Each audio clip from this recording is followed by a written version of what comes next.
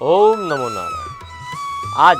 आज के नाग पंचमी के शुभ पर्व का महत्व और काल सर्प दोष को दूर कैसे करना चाहिए उसके अचूक उपाय हम आपको बताएंगे। उसके अचूक उपायों की हम बात करेंगे तो आप जाने इस धर्माचरण के माध्यम से हम आपको बताएंगे कि भगवान शिव जी का सबसे प्रिय माह मतलब सावन चल रहा है। ये सावन माह चल रहा है। इस महीने में कई त्यौहार आते हैं। इन त्योहारों पर शिव परिवार के साथ नाग देवता की भी पूजा की जाती है। ज्योतिष शास्त्र के अनुसार जिन जातकों के कुंडली में काल सर्प दोष है, अगर वे शुक्ल पक्ष के पंचमी के दिन नाग देवता की विधि विधान से पूजा करते हैं तो उनके जन्म की कुंडली के अंदर से काल सर्प दोष समाप्त हो जाता है, उसका प्रभाव कम हो जाता है। वहीं सर्प देवता की पूजा करने से सभी कष्ट दूर हो जाते हैं। नाग पंचमी के महत्व को समझिए। मान्यताओं के अनुसार पंचमी के दिन नागों की पूजा करने से जीवन के संकटों का नाश होता है, साथ ही साधकों को मनोवांछित फल की प्राप्ति होती है। मान्यता है कि अगर इस दिन किसी शख्स को कहीं अचानक ही साक्षात नाग देवता के दर्शन होते हैं तो इसे शुभ माना जाता है। नाग देवता की पूजा किसी नाग मंदिर में की जाए तो वो उचित है। नाग पंचमी के बहुत सरल उपाय काल सर्प दोष से बचने के लिए आजमाए। क्या है काल सर्प दोष? आप समझिए कि सर्प दोष है क्या। कुंडली के अनुसार राहु और केतु के कारण ही काल सर्प दोष होता है। राहु नीच का होकर बैठा हो तो भी काल सर्प दोष होता है। मूलतः सूर्य चंद्र और गुरु के साथ राहु होने को काल सर्प दोष माना जाता है। राहु का अधिदेवता काल है और तथा केतु का अधिदेवता सर्प है। इन दोनों ग्रहों के बीच कुंडली में एक तरफ सभी ग्रह हो तो काल सर्प दोष कहते हैं।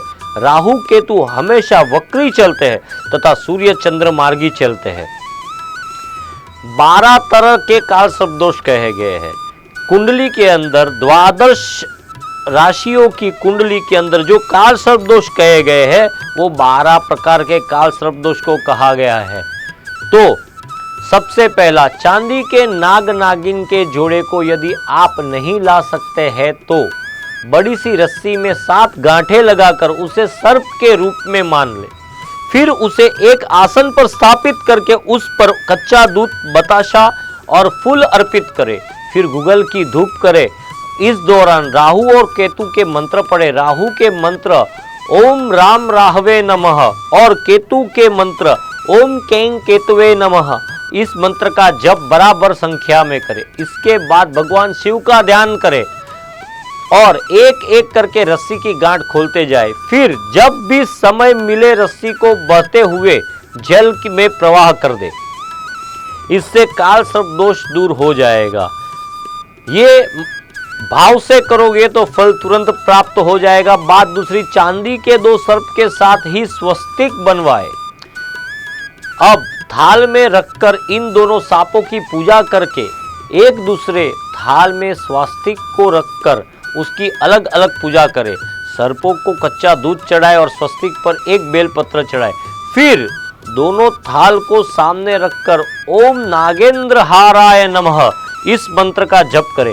इसके बाद नागों को लेकर जाकर शिवलिंग पर अर्पित करेंगे और स्वस्तिक को गले में धारण करेंगे। ऐसा करने से काल सर्प दोष, सर्प भय और स्वप्न दूर हो जाते हैं। नाग पंचमी के दिन घर के मुख्य द्वार पर गोबर, गेरू या मिट्टी से सर्प की आकृति बनवाए और इसकी विधिवत रूप से पूजा करें। इससे जहां आर्थिक लाभ होगा वहीं घर पर आने वाली काल सर्प दोष से उत्पन्न विपत्तियां भी टल जाएगी। बात नंबर 4, नाग जो है, नाग पूजा के साथ ही नाग माता कटु, मनसा देवी, बलराम पत्नी रेवती, बलराम माता रोहिणी और सर्पों की माता सुरसा की वंदना भी करे। मान्यता अनुसार पंचमी के दिन घर के आंगन में नागफनी की शाखा पर मनसा देवी की पूजा करने से विष का भय नहीं रहता और मनसा देवी की पूजा के बाद ही नाग की पूजा होती है। यह भी काल सर्प दोष से मुक्ति का एक सरल उपाय है।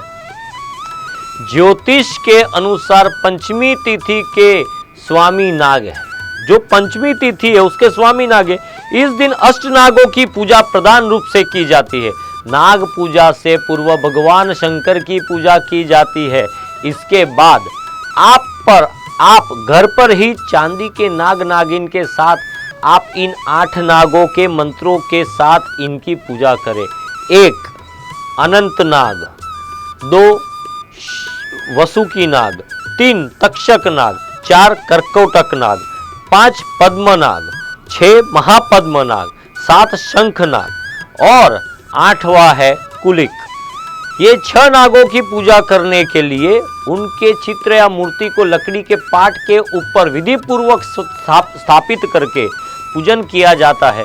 मूर्ति पर हल्दी, कुमकुम, रोली, चावल और फूल चढ़ाकर पूजा करते हैं और उसके बाद कच्चा दूध, घी, चीनी मिलाकर नाग मूर्ति को अर्पित करते हैं।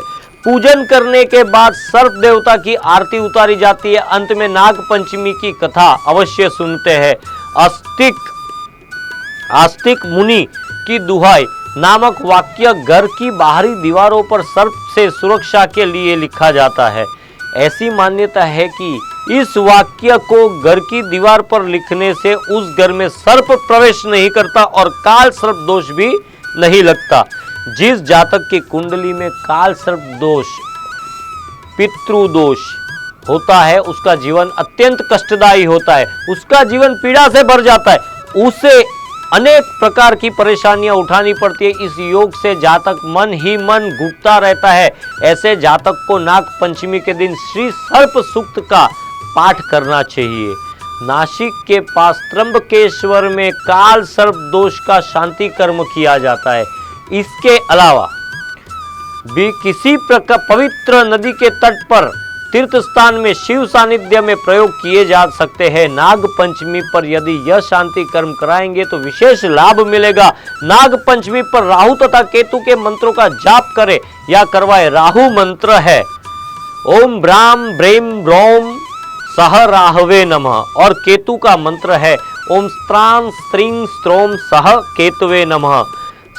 और सर्प मंत्र या नाग गायत्री के जाप करे या करवाए। सर्प भगवान का मंत्र है ओम नाग देवताय नमः और नाग गायत्री कुछ इस प्रकार है ओम नवकुल नागाय विद्महे विषदंताय धीमहि तन्नो सर्प प्रचोदयात्। ऐसे शिव मंदिर में जहाँ शिवलिंग पर नाग मूर्ति विराजमान न हो तो प्रतिष्ठा करवा कर नाग चढ़ाए। नाग पंचमी इसके लिए विशेष दिन होता है। नाग पंचमी के दिन श्रीमद् भागवत पुराण और श्री हरिवंश पुराण का पाठ करवाए। नाग जी की पूजा करें। नाग पंचमी के दिन दुर्गा पाठ करे या करवाए। दुर्गा सप्तशती का पाठ करे या दुर्गा सप्तशती का पाठ करवाए। नाग पंचमी के दिन भैरव जी की उपासना करे। भैरव बाबा के यहाँ जाकर कच्चा दूध चढ़ाए। नाग पंचमी के दिन और क्या करें? नाग पंचमी के दिन यथाशक्ति श्री महामृत्युंजय मंत्र का जप करे या अच्छे पंडितों से, विद्वान पंडितों से करवाए। नाग पंचमी के दिन सपेरे से नाग लेकर उसे जंगल में छुड़वा दे। और नाग पंचमी के दिन पर घर में फिटकरी, समुद्री नमक तथा देसी गाय का गौमूत्र मिलाकर पोछा लगाए तथा गुग्गल की धूप करे। महामृत्युंजय मंत्र का जप करे। नवकुल नागाय विद्महे विषदंताय धीमहि तन्नो सर्प प्रचोदयात्। ओम त्र्यंबकम यजामहे सुगंधिम पुष्टिवर्धनम उर्वारुकमेव बंधनान् मृत्युमुक्षीय मामृतात्। ओम नमः शिवाय। इस तरह के पृथक पृथक मंत्रों से आप स्मरण करें, पाठ करें। षोडशोपचार, पंचोपचार यथाशक्ति यथा ज्ञानेन मिलितो प्रचारे। जैसी आपकी शक्ति है, जैसी आपकी भावना है उससे पूजा करें। ऐसा नहीं कि बड़ी बड़ी चीजें प्रभु को चढ़ाने से प्रभु प्रसन्न होते हैं। कलयुग में भाव से परमात्मा प्रसन्न होते हैं। तो काल सर्प दोष की सुख शांति के लिए मैंने बहुत से प्रयोग बताए जो आप खुद अपने हाथों से भी कर सकते हो। इसी जगह पे मैं मेरी वाणी को विराम देते हुए ओम नमो नारायण।